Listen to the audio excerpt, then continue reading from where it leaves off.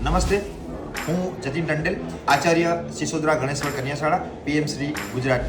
આજરોજ શનિવારના દિવસે અમારી સિસોદરા ગણેશ્વર કન્યા શાળા અને સિસોદરા હાઈસ્કૂલના સંયુક્ત ઉપક્રમે cyber crime cell department of Navsari દ્વારા ખૂબ જ સરસ જનજાગૃતિ માટેનો કાર્યક્રમ યોજવામાં આવ્યો હતો, જેમાં ખાસ અધિકારી તરીકે અમારા PSI Shri Sheikh sir, ASI Shri Jaykrishna Dave sir, PC Shri Jaydeepsinh Jadeja અને એક્સપર્ટ તરીકે ધ્રુવ નાયક એ અધિકારીઓ અમારી શાળામાં ઉપસ્થિત થયા હતા. અને આ અધિકારીઓ દ્વારા